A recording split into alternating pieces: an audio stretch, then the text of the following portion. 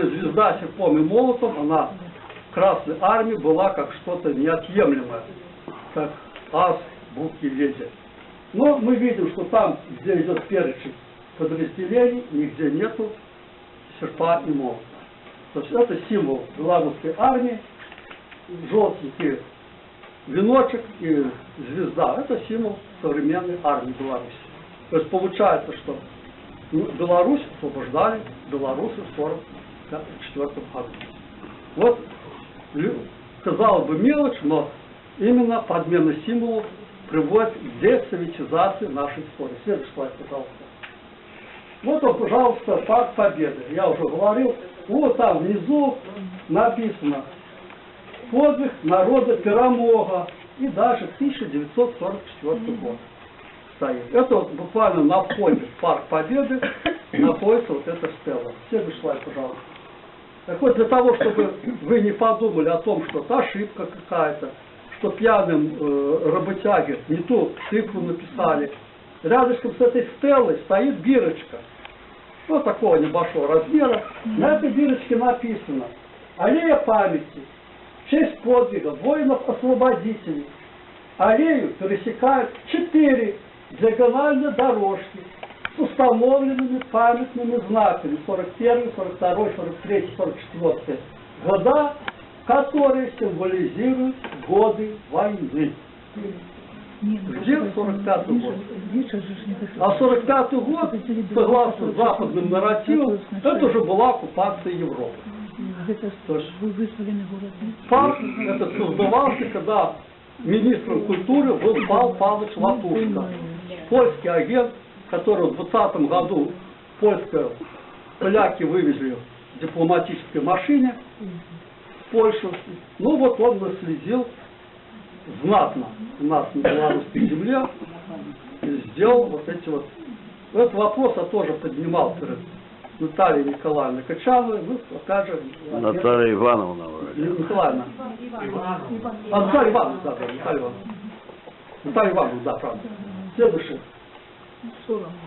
Ну и теперь посмотрим, как, понимаете, если бы не было вот этого западного нарратива о том, что победили американцы, конечно, все это можно вписать в дебилы-дизайнеры, жертвы ЕГЭ и тому подобное.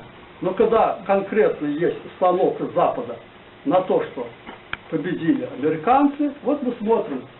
Средней школы номер 10 Светлогорска присвоено имя Героя Советского Союза Красноперова. И вот висит его плакат, и вот здесь нарисован самолетик. Вот на борту нарисован значок. Я же такого не видел. Американская звездочка. Так вот это самолет, вот он нарисован, это палубный американский самолет, который был в 1947 году. И вот нарисовали, как вот этот Красноперов летал на американском самолете, которого еще не было в то время. Следующий слайд, пожалуйста.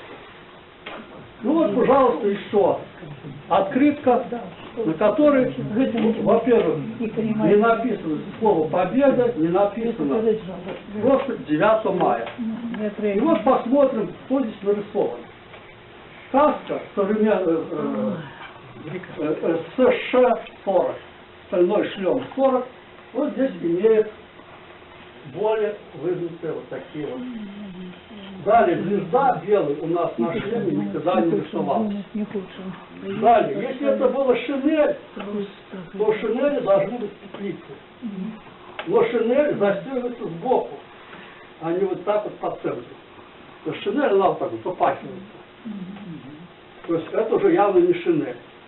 Если это гимнастерка, то гимнастерки воротника не было. Гимнастерка вот была, застегнута.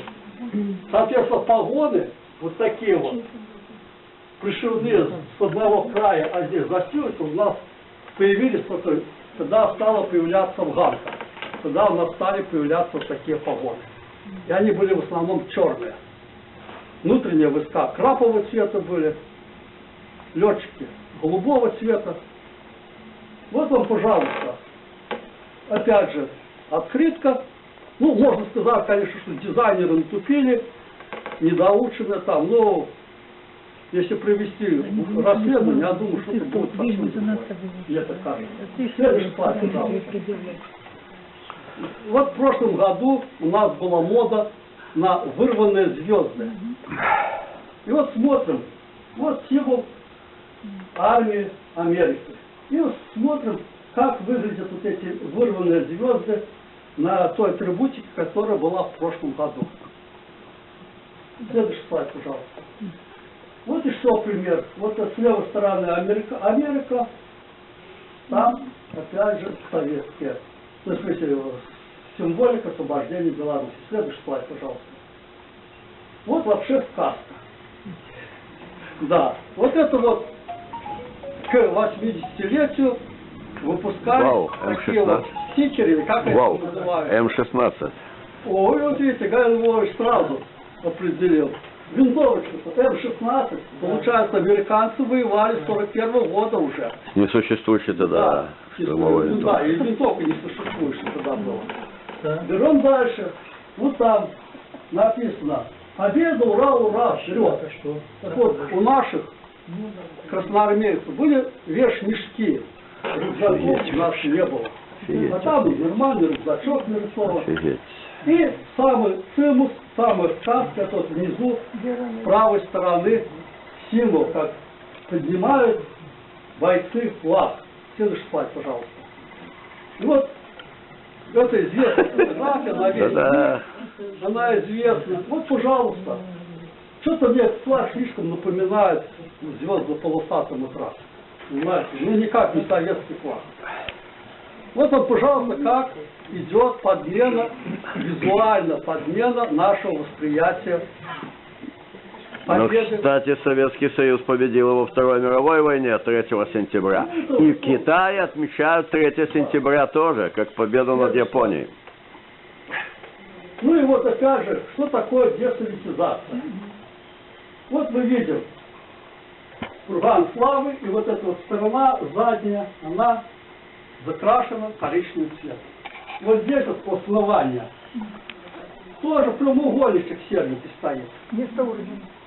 А что в реальности мы видим?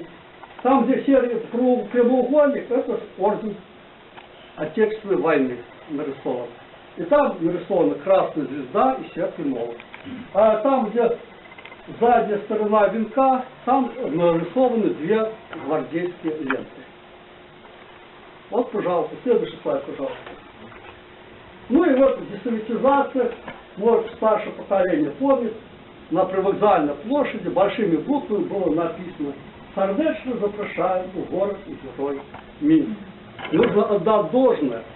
Я вот в прошлом году ездил в Смоленск, на поезде едешь, ласточка поезд, и нормальным языком говорят: поезд прибывает в город-герой Минск. Едешь на электричке, поезд прибывает на станцию Минск-Пассажирский. Разницу чувствуете? Россияне чтут нашу историю, чтут город-герой, а мы сами не можем, язык не поворачивается называть свой Минск, свою столицу городом-героем. Следующий слайд, пожалуйста. Ну и так же, как крадут подвиг советского народа. Те, кто выжил при обороне Сталинграда, они все получили медаль за оборону Сталинграда. Иосиф Виссарионович в мае 1945 года Сталинград назвал городом-героем. То есть наши деды-прадеды обороняли Сталинград. Но мы видим, что у нас на площади Победы до сих пор написан Волгоград. Вся в России везде уже фигурирует Сталинград. Следующий слайд, пожалуйста. Вот, пожалуйста, 23 год, 3 июля. Креативный дизайн, будем так говорить. Не будем никого обвинять. Вот это тумбы города-герои. Перед каждой тумбой поставили вот такую тумбу в разы больше по размеру, и так плотненько поставили, что даже, видите, сюда никто не смог цветы положить. То есть они буквально так несколько.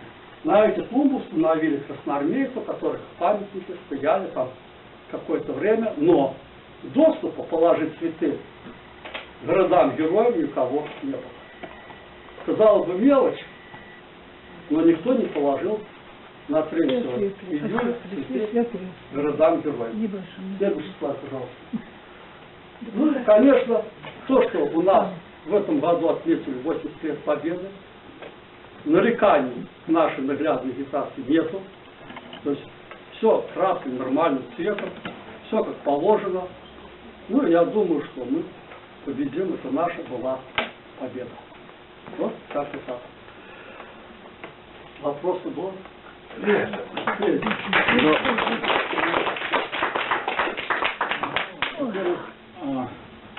Спасибо за такой труд огромный и доходчивость, убедительную доходчивость. Я считаю, на вашем благородном лице, я думаю, и Евгений Дольевич считает, что слово «справедливость». Потому что справедливость должна восторжествовать. Ну, конечно, больших фальсификаторов, чем мы сами, трудно придумать. Ну как можно Сталинград, вот 80 лет Победы, вот я где-то в интернете читал, что Пасха без Христа, что День Победы без главного командующего. Да? Вот это очень серьезная работа ваша, документально доказательство такое на мелочах, но очень скрупулезная работа, она очень нужна. И у нас вот эта вертикаль идеологов, я не знаю, они все выпадают в осадок. Идеологи. Ну, понимаете, Вашего. Но я сейчас закончу. Хвалить вас, потому что за что? Я давно мечтал услышать что-то подобное. И вот